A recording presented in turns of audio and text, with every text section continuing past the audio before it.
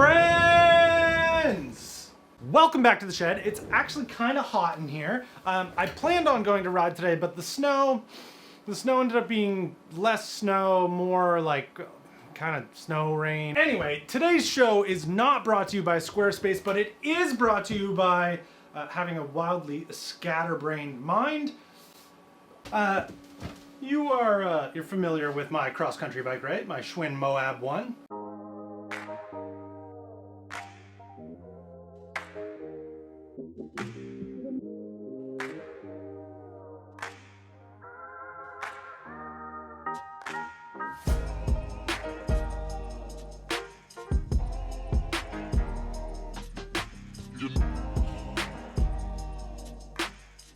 Well, whether or not you do or you don't is neither here nor there. It doesn't actually matter. If you're new here and you're like, why is that bike so dirty? I never clean my bikes. There's not a lot of times in my life that I'm ever going to be able to like truly draw this comparison, but when it comes to tires and the preservation of their life, me and Sergio Perez, we're two peas in a pod. I can make tires last. Well, I can make tires last for a long time. I'm quite proud of that. Of course, I'm able to spread my riding over many different bikes, and Checo is just a really talented F1 racer, and he's probably better than me. Whatever. Me and Sergio Perez, basically the same. This video is also not brought to you by Red Bull. Now, the problem is one of the Michelins, the Michelin on the rear, did wear out, and I didn't have replacement tires, really. I had a Ritchie tire that Colin had given me. It's on there now, but it's quite small. And I find it actually takes away from the look of the bike quite a lot. That's problem one. Problem two is that actually it bothers me a lot that I have support sponsorship from Panaracer, and well, it's not running Panaracer tires. So I put my big boy pants on and uncomfortably requested mountain bike tires from Panaracer, to which obviously they said yes, they're on their way. Anyway, a set of 2.4 inch wide 29er Driver Pro mountain bike tires are here.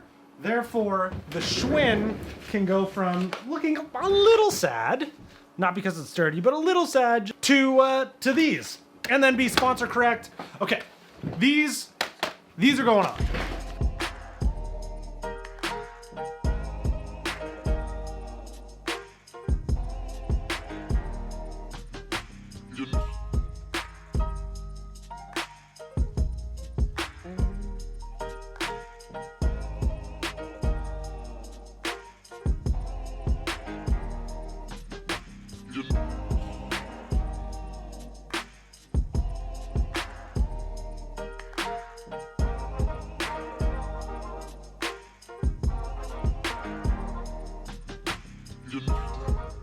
So obviously it went rear first.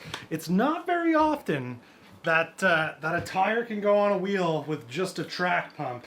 I'm not just saying that just Panaracer. I've had other tires work with other rims as well. But wow, that's satisfying when you can just put a track pump on it and pump it up. Now, the rear I obviously do first because it is always the constricting, it's the restriction in sizing when it comes to tires, and I was a little concerned that a 2.4 might be too wide for this thing. I think it actually could have gone wider based on the way it looks right now, but you know, not much wider. So 2.4s, I think it's the sweet spot before I start like shaving off aluminum on the chainstays. The bikes are faster when tires aren't rubbing. The front clearance is not going to be an issue. Michelin says this is a 2.25. I call bullshit. This is the biggest 2.25 there is, and I do like the way it looks. I think that's why I held on to it for probably like 4 years, 3-4 years. So I'm hoping that the 2.4 Driver Pro on the front has the same sort of muscly, strong look to it. So, yeah. Okay, front tire.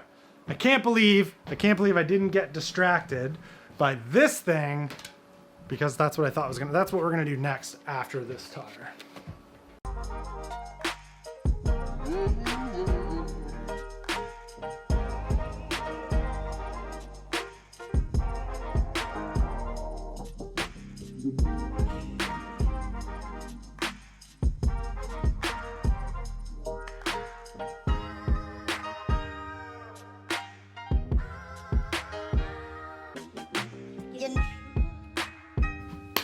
man, I love that. There is, you know, I think it would be hard to argue that there is anything more satisfying than a tire swap. Like going from old tires to a new tire, especially if you're going bigger and it fits.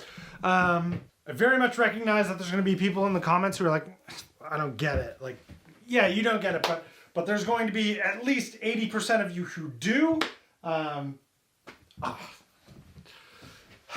wish I had done this. I wish I had done this about 3-4 hours ago and went to go riding anyway. But I didn't. I gotta say, I say it every so often, but this, in my opinion, I think it's the fastest looking and the best kind of looking bike that I have. It's just so pro looking. It almost makes me kind of sad that I haven't raced in a long time. And I think if I can time manage better this year for 2022, definitely maybe some cross-country mountain bike races or some mountain bike marathons. I would like to be back on my radar. I want to ride a lot more mountain bikes in a lot of different disciplines this year than I have in the past. I don't really know where that's coming from, but I definitely want to be dirt jumping. I need to get my hands on a dirt jumper. I want to be riding this thing faster, longer well, I just didn't want to say harder. I tried to avoid it, but here I am saying it. And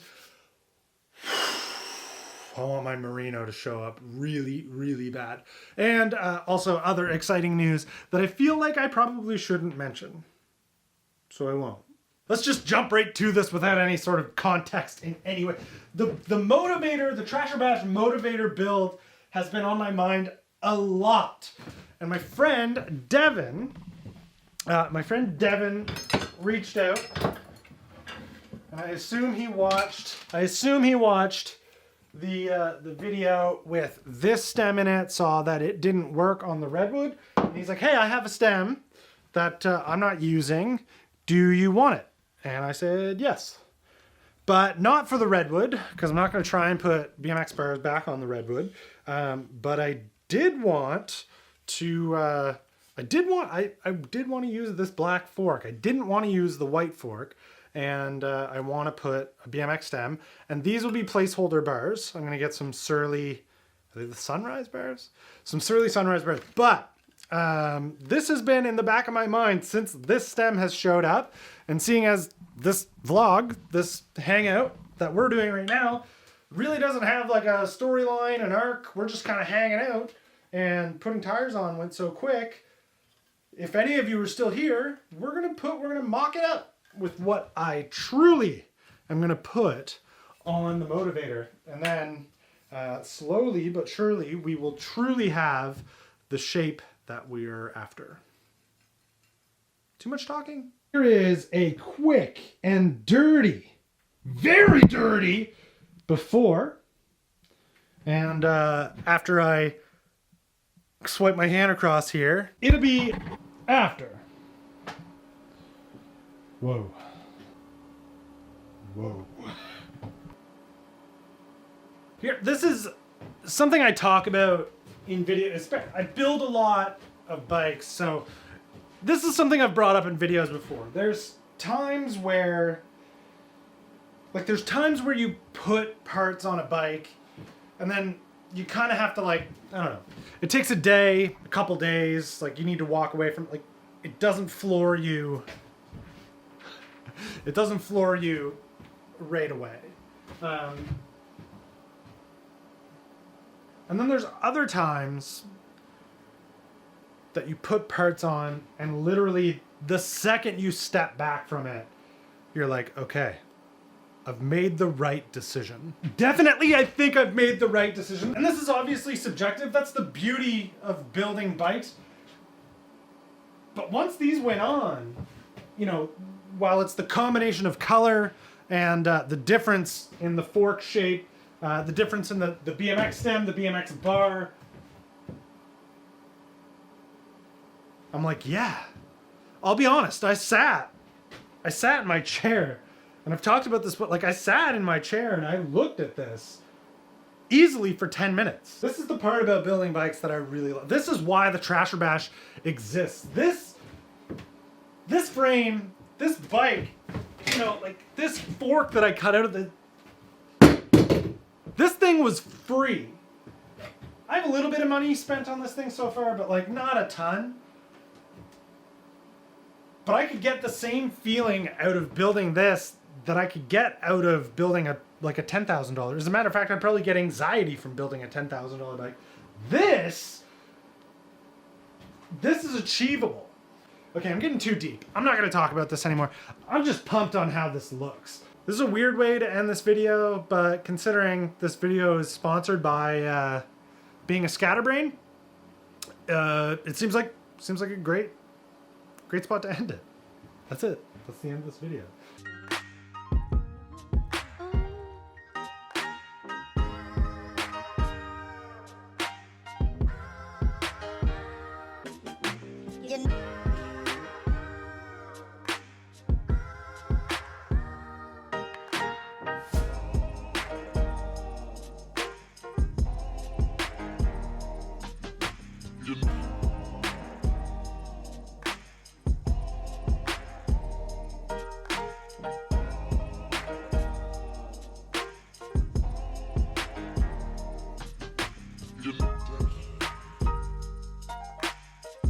Yeah.